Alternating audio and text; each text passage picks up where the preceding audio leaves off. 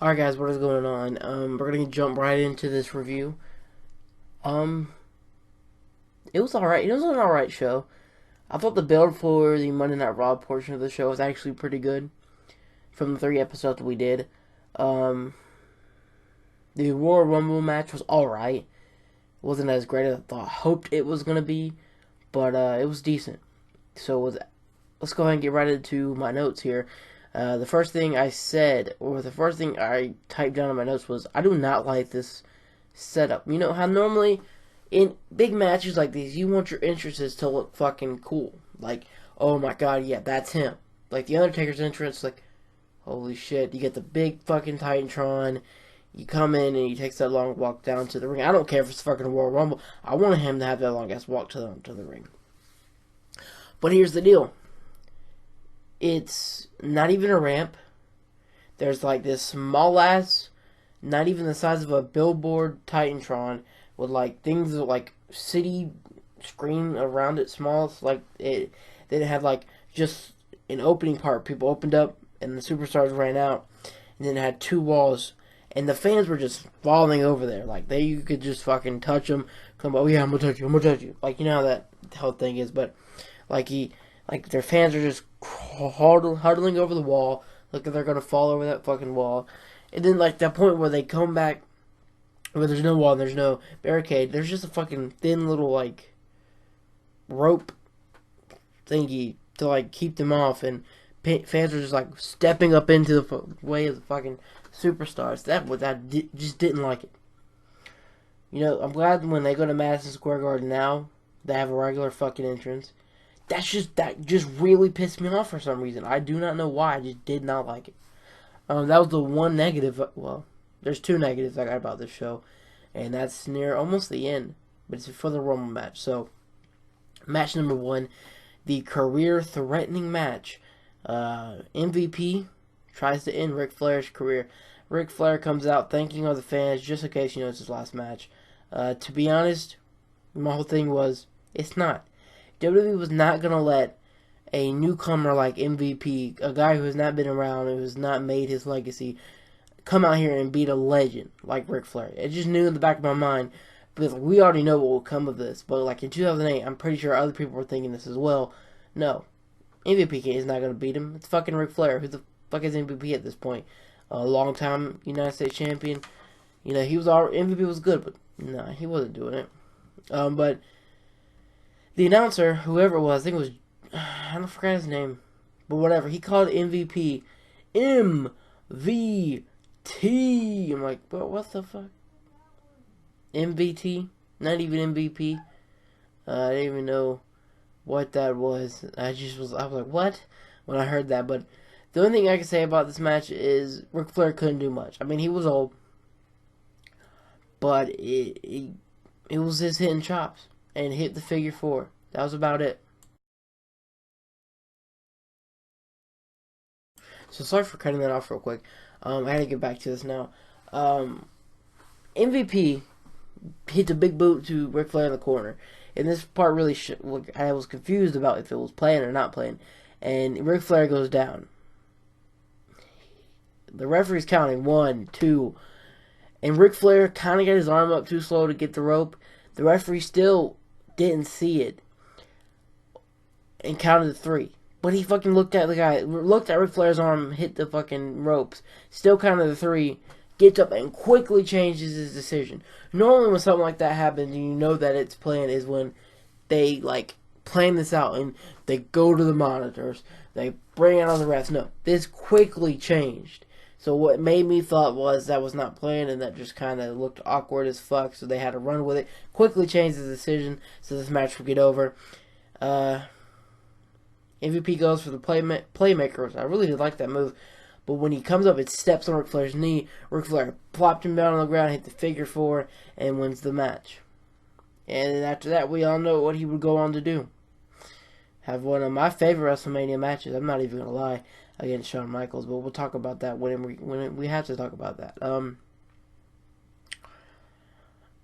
mean, it was an alright match just because you got an old guy in there. I mean, it's just Ric Flair. You know what I'm saying? Oh, it's just an old guy. But it's Ric Flair, legendary. But just saying, yeah. I'm gonna be honest with you. So I'm not gonna protect Ric Flair because how awesome he was, but you know these matches with him were just kind of you just sit through them because it's Ric Flair, but he's still amazing. Give him all the credit in the world. You know he's just a little bit older, so you have to just sit through these matches because how legendary he was. You know some people might say, "Oh, this match was amazing," just because he's Ric Flair. But come on now, guys, let's be serious. Still, no disrespect. It's coming off like I'm sounding like a real little bitch, but still, whatever. All the respect in the world to Ric Flair. We gotta move on, damn it. Match number 2. JBL and Chris Jericho. I was hyped as fuck for this match after what's gone on in Raw, where JBL's choking fucking Chris Jericho out with one of them big ass cable cords. So the match starts out very slow. Not much happening until Chris Jericho gets thrown into the ring post and just fucking destroyed his face. Busted wide open on the forehead, or maybe on the top of the head. But so much blood, dude. Like his whole chest was nothing but red from blood. Half the top, like his top half of his arms were red because of the blood. I like that, honestly. But I like a little blood in wrestling sometimes. But that was a lot. Still, pretty fucking awesome. So Jericho and JBL fight onto the outside. Jericho hits JBL with a chair and gets disqualified. Brings the chair in the ring, hits him again with the chair. Fucking goes out there and gets that big ass camera cable cord.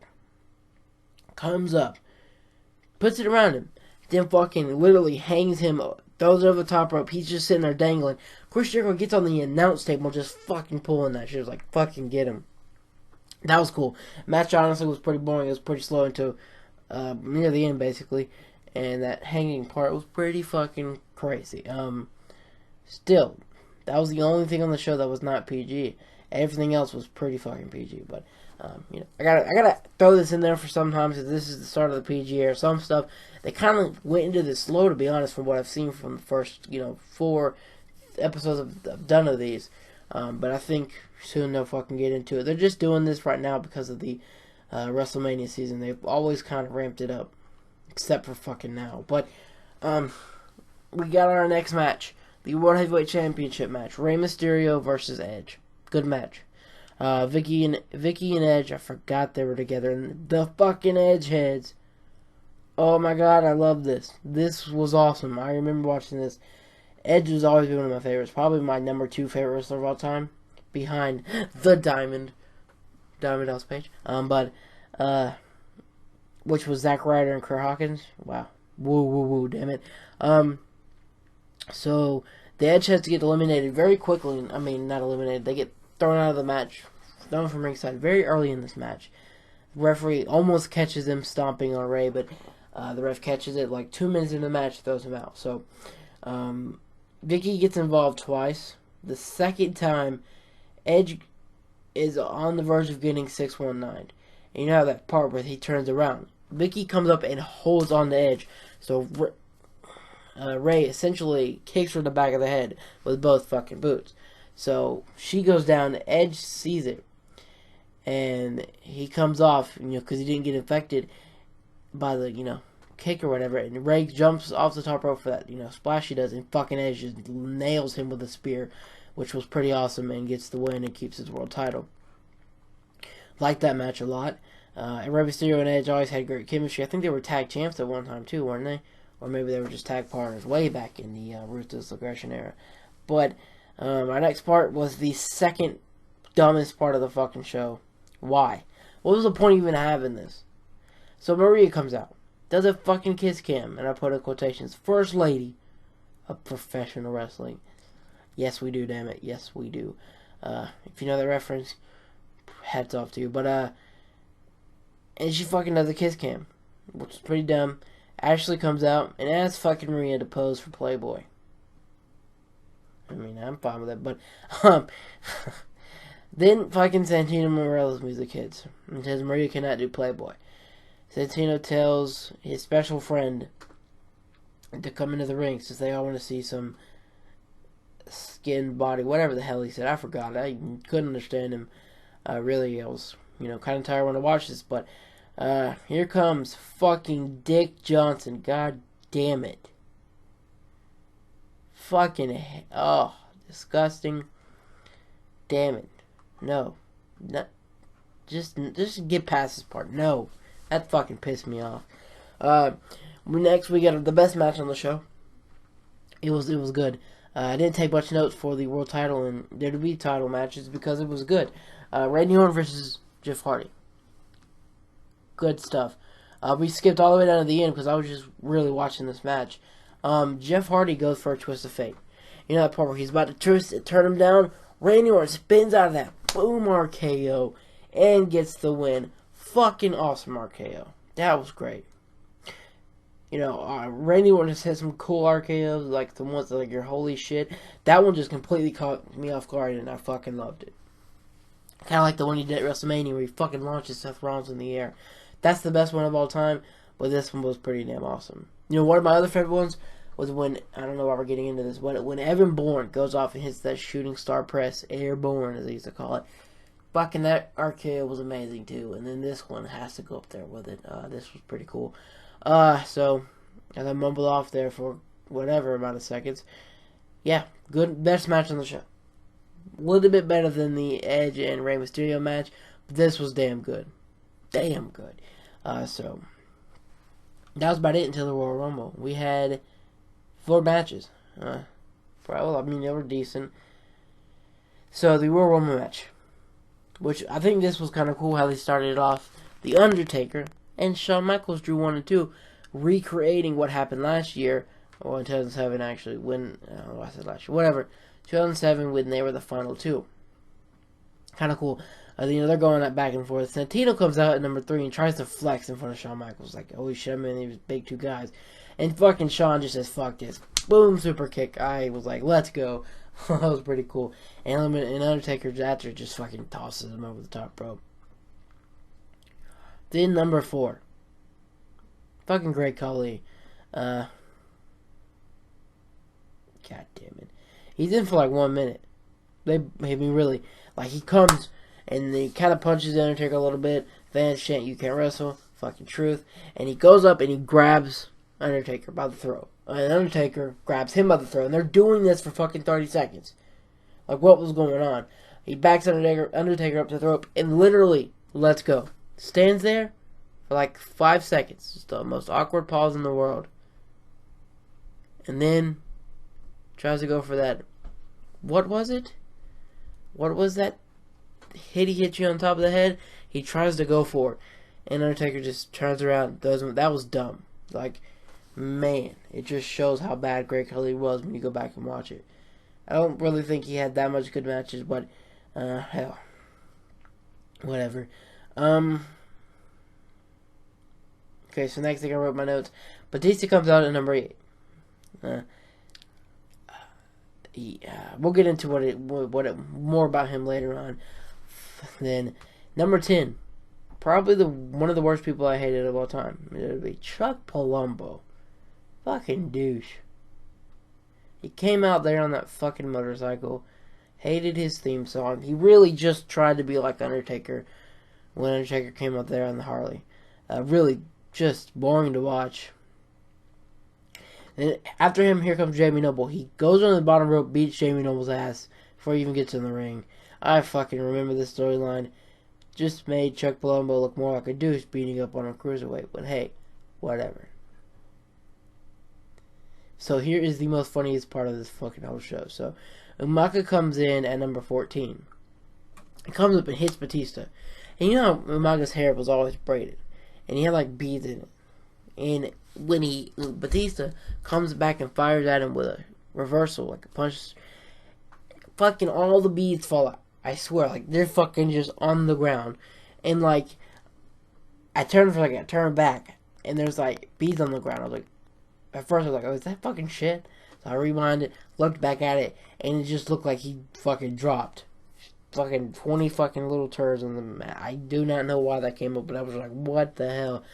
I don't know, maybe if it wasn't beads or shit, some of the fans threw something in. I thought that was pretty funny. Honestly, it had me fucking dying for a couple minutes there, but... Okay, so... Yeah, okay, control ourselves after that. Shelton Benjamin comes out next at number 17. Destroys Miz and Morrison, but does not eliminate them. I don't know why he didn't. They were on the top rope fighting each other, even though they're tag champs. He comes in, runs it, jumps from the mat all the way to the top rope. Hits like a jawbreaker to the top rope. They don't fall out of the ring. Comes back, hits that fucking, whatever that move was, that gold shot or whatever. That was awesome. And then fucking Shawn Michaels, boom, super kick out of the ring. I was like, oh my god, damn it. Shelton Benjamin always been one of my favorites. I love his matches. The gold fucking standard. Then here comes two surprise entrants. Jimmy Superfly Snuka. Yeah, rest in peace for that. Roddy Piper out. Next, two legends back to back. And, yeah. They kind of started fighting each other. Everybody just stopped and watched.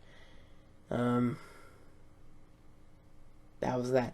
It didn't look too good for these. I mean, they were older guys. Kind of looked like two drunk guys fighting. But, yeah, I'm not going to go any further than that. Because, you know, gotta give respect. Super Snuka just died or whatever. But Kane comes out at number 20, and both he just eliminates them pretty easily. And Mick Foley at 22. You know, at this point when he comes out, Undertaker and Shawn Michaels are still in the ring. We go on further, and Shawn Michaels, Undertaker got Snitsky, eliminates Snitsky. When he does, Shawn Michaels hits a super kick out of nowhere, eliminates Undertaker. Then Shawn Michaels turns, doesn't have a chance to turn around. Boom, Kennedy knocks him over the top rope, continuing on with their feud they have. So, okay. So that was pretty cool. Kennedy, always awesome. And out of frustration, Undertaker puts Snitsky on the announce table. Comes up, runs off the other announce table. Fucking leg drop through the table. Well, that was pretty cool, but I don't know. So now we move on a lot further on into the match. And at this point, Batista's rolled out of the ring. We're just making this known because number 29 was Triple H. Comes out to a pretty huge pop. But number 30, it's John Cena. And man, he gets a huge response. Man, great seeing that. I mean, here's the deal. He gets huge responses. And, like, when he comes back. And honestly, when he just came out at SmackDown like a month ago, he got a lot of cheers. But fans still want to boo him because it's cool to hate John Cena. So Batista rolls back in, and it's after a whole bunch of people get eliminated. He eliminates a few people, eliminates Kane. So then it's down to 3: John Cena, Batista, and Triple H. So Triple H eliminates Batista after they were going back and forth, and it's John Cena, Triple H. Well, John Cena's getting booed because they were going with Triple H. Whatever. Never liked Triple H, but let's not get into that now. And they're fighting, and Triple H gets in the end. Triple H has John Cena in the air, trying to eliminate him over the top turnbuckle.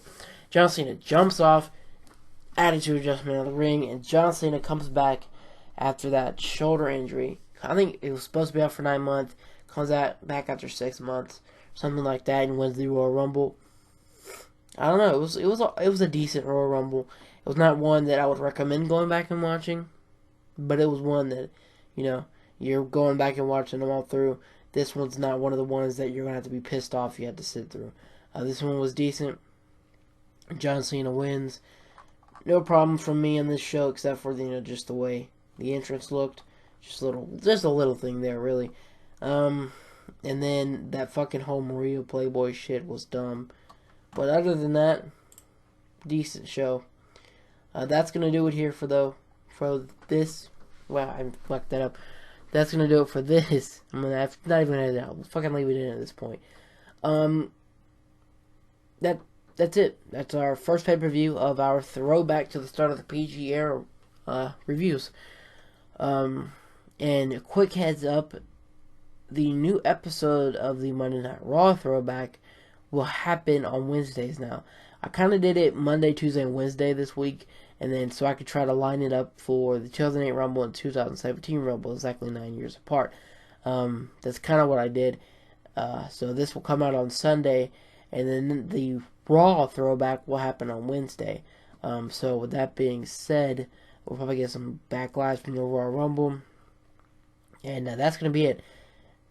Let me know what you thought about the review. If you remember the 2008 Rumble, or you just watched it recently, let me know your thoughts in the comments below. I am out. Thank you so much for watching.